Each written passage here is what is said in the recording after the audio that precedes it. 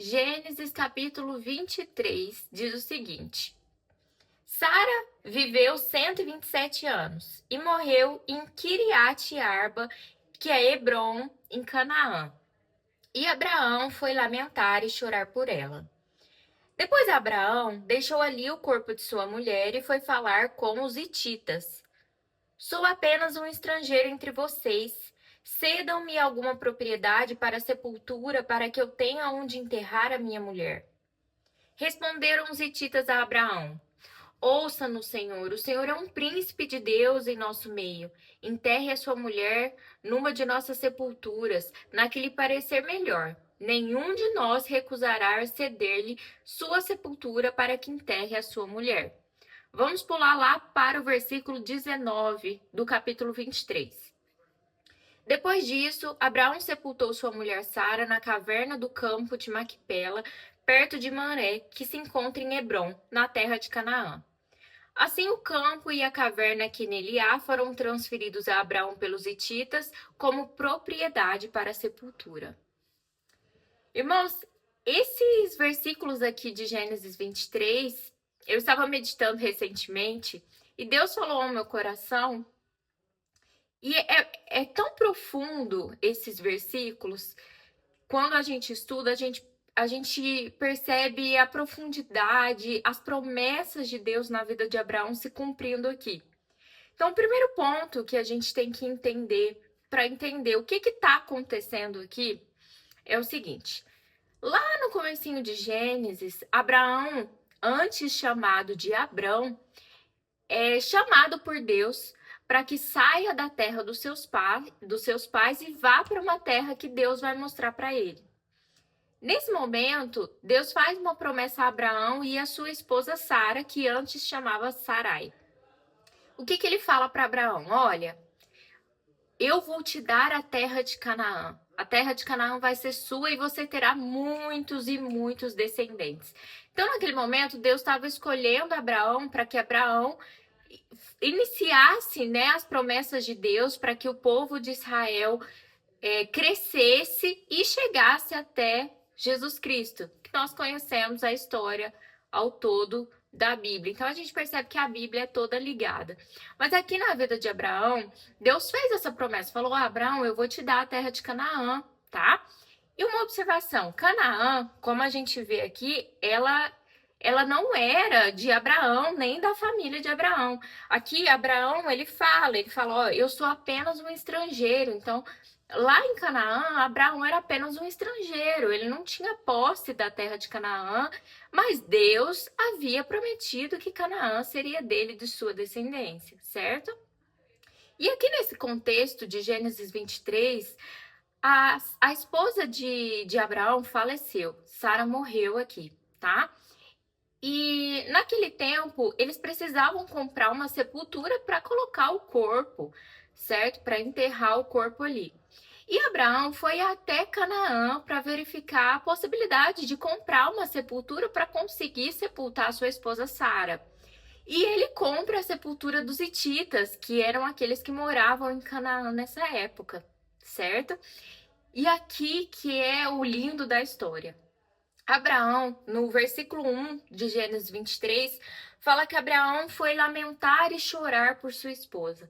Aqui a gente vê que Abraão estava passando por um luto, ele tinha perdido a sua esposa, ele estava passando por um momento de dor, mas é nesse momento de dor que Deus está cumprindo as promessas de Abraão.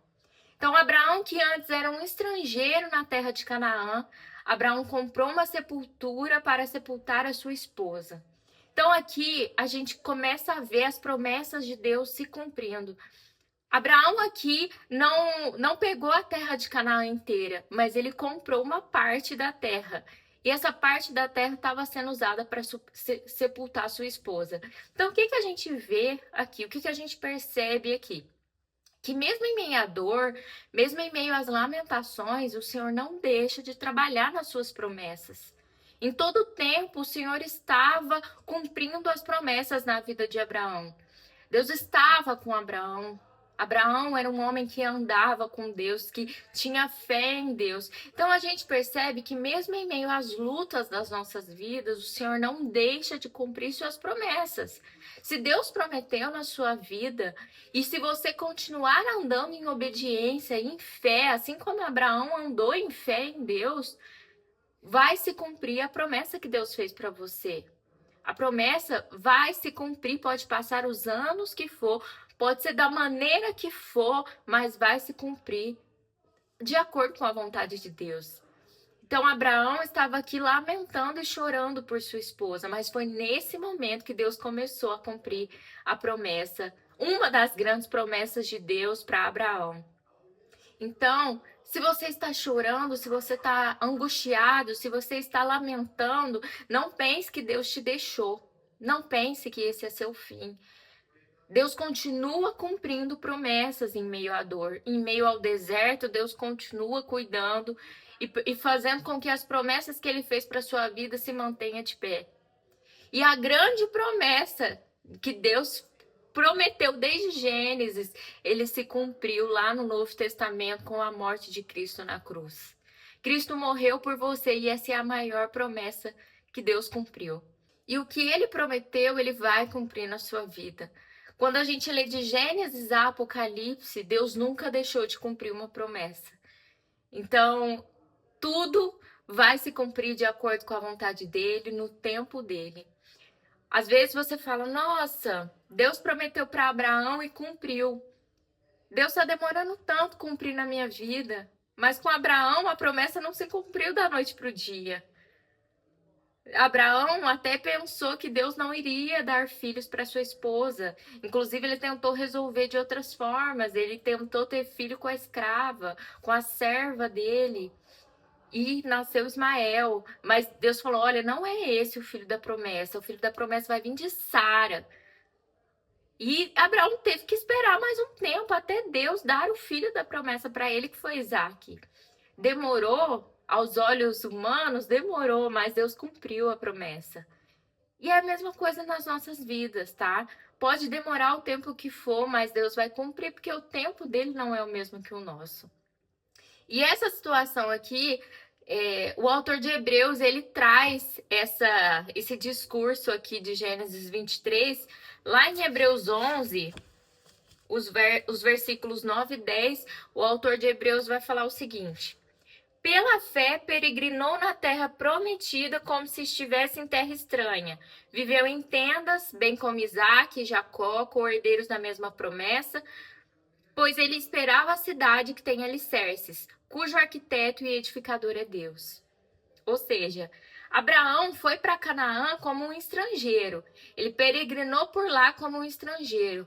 Mas Deus havia prometido para ele que aquela terra seria dele, que aquela terra de Canaã seria dele. Mas pela fé, ele peregrinou lá como um herdeiro, como um estrangeiro, como um desconhecido ali. Mas Deus a todo tempo estava cuidando dele. Isso é fé, tá? Isso é fé que Deus cumpre promessas na vida.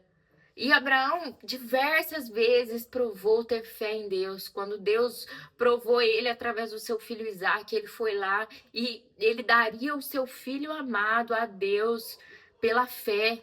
Então, Abraão provou a todo tempo que ele tinha fé em Deus. E nós também precisamos ter essa fé. Nós também precisamos crer que as promessas de Deus vão se cumprir na nossa vida.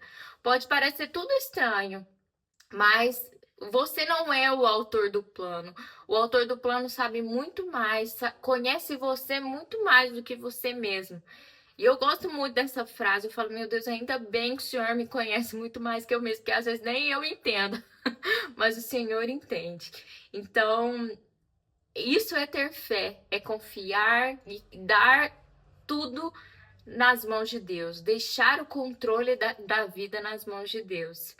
E aqui, né, o autor de Hebreus, ele fala, pois ele esperava a cidade que tem alicerces, cujo arquiteto e edificador é Deus. Então, o dono da sua promessa, o edificador da sua promessa é Deus.